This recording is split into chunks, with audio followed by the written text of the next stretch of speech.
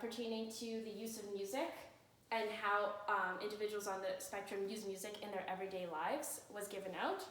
And some of the responses showed that they utilize music in ways that were extraordinarily similar to typically developing adults.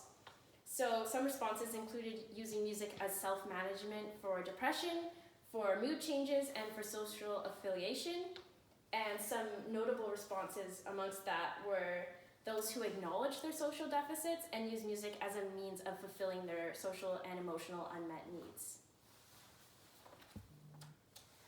All right, so if I asked you to think about the main means of instruction in our today's school environment, do you have an idea of what that would be? Like, if you think about the teacher at the front of the class, what is the main means of instruction they use to educate individuals? Lectures? Yeah, and so what does, in terms of like... Verbal. Yes, thank you. So verbal instruction. How do you think verbal instruction could be a barrier for certain individuals who are on the spectrum? Well, they would have a hard time focusing and absorbing everything all at once. Exactly. So a lot of them, I mean, obviously not all, but certain, especially those who are nonverbal, may already have difficulties processing complex verbal information. So if the only means of instruction is verbal, that could be really unhelpful. Does that make sense? Yes. So, communication is different through music. Does anyone know why? Does music always have to be verbal? No. No. Music's So non-verbal. It's a exactly. non-verbal language. Yeah, universal language. It can be a non-verbal means of communication. So this works incredibly well, especially for those that are on the spectrum. It's a unique way that they can participate without needing to use words. This is not to say that music never uses words, but it's possible to do it without it, such as instrumental music. And so it's an avenue to take part in class activities without the barrier of language, because other musical elements can encourage social interactions. Can anyone think of different musical elements that could be used in a group setting and encourage communication and social interactions within individuals? Drum circles. Drum circles, yeah, so we could say that would be pulse or rhythm. Yeah?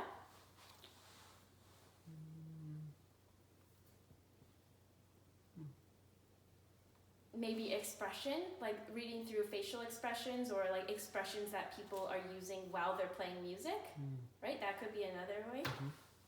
All right. So in an article written by Stephen Shore, who's a man who works with children on the spectrum, he states that all of his communications with a certain child on the spectrum were sung. So if he returned to normal speaking conversation, the child would completely lose focus and then engage in repetitive behaviors. So it's very interesting. So the conclusions that could be drawn from that was that music helped this child organize pre-existing verbal communication skills. So it was still verbal, it was just the words were sung instead of spoken, and that engaged this child's focus. In another study by Lim in 2012, it was discovered that singing songs help children with ASD acquire language.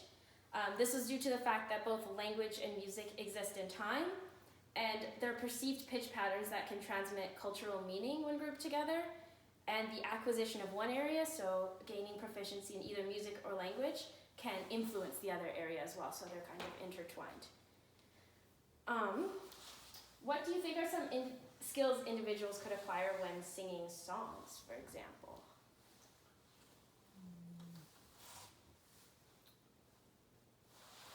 Let's think of what we do when we sing. We remember lyrics. And repetition? Yeah, lyrics, repetition. So lyrics could be the formation of words and the speech product of that.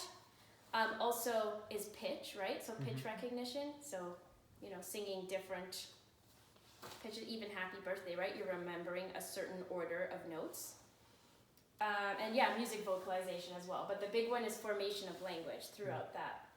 And in a study by Ford and Schlaug in 2015, it was at a music neuroimaging library in Boston, and certain individuals on the spectrum underwent auditory motor mapping training. So this one took me a while to understand what this process entails. So it's basically a technique that enhances one's ability to associate between different sounds and articulatory actions.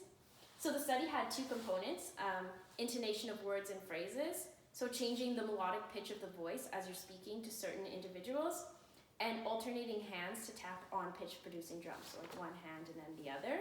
And they were doing those simultaneously. And the participants took part in over about 40 sessions. And by the end, all of them were able to produce some speech sounds. And just to be clear, all of these participants were those who were non-verbal. So, yes, very interesting. All right, next slide. So, joint attention. Has anyone heard of that before? No. Yes. Yeah? The shared attention between two individuals focusing on one specific thing. Exactly, yes. So it's like if a child, if you're at the park with your child and then your child pointed to a toy and then you looked at the toy as well and then say you both started playing with it, that would be joint attention because you both have a focus on the same thing. Does that make sense? Yes. Okay, so a lot of times certain individuals on the spectrum have difficulties with joint attention because of their reduced neural responses to social scenes. But music classes, fortunately, are an environment that support the development of joint attention because it's interactive, so individuals can familiarize themselves with others within the classroom setting and just get used to the presence of certain people. And it can also be opportunities to initiate social interactions such as eye contact or playing instruments together or coordinating certain movements. Say you were in a circle and you were marching to the beat, for example, you would have to look at others and coordinate that same movement. And you can also engage others through the use of musical instruments. So a really good example of this is that Jillian and I went to a class last week for individuals with special needs, and there was one who was on the spectrum, and it was definitely difficult for him to initiate social interactions by talking to people, but we actually communicated through the use of an instrument. So he had a tambourine, and if he put it up to his head, he would try to get my attention by showing me the tambourine and getting me to imitate what he was doing. So it was through the instrument that he was getting my attention and getting me to do certain gestures as well. So it was nice to see as well that all of them communicating through the use of music. All right, rhythm. Get my sheets. So, as you probably know, a lot of individuals on the spectrum thrive on routine, and rhythm can actually provide an excellent foundation for this. So in a study by Hardy and Lagasse in 2013, introducing rhythmic activities to individuals on the spectrum was found to improve motor planning and execution, as well as impulse control. That one's a little difficult. Does anyone have an idea how rhythm could help with impulse control? Not quite. No? So rhythms could be utilized to to indicate a social response time. So it would be like every 4 beats, you're allowed to jump. Or, what did I put?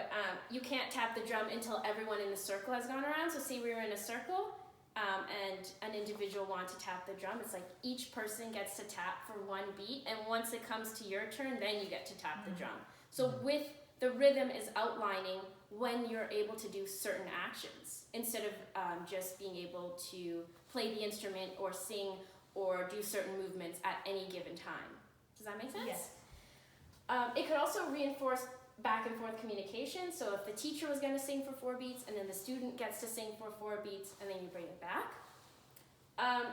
And what's most interesting is that it almost creates a clear structure in a more calming environment where individuals can expect what's going to happen, but it also can encourage spontaneous social interactions within what is already a structured experience. So it's an environment that would encourage more individuals to participate because they're kind of able to know what to expect, but also within that you don't need to plan certain social interactions like what facial expressions will they do or who are they going to look at what time. So it's those type of social interactions can be spontaneous as well. Okay. And that's not the last one. the second to last one I'll talk about is music through play. So certain individuals on the spectrum can exhibit characteristics of social disinterest, which can result in a lack of willingness to engage in pretend play. Sometimes their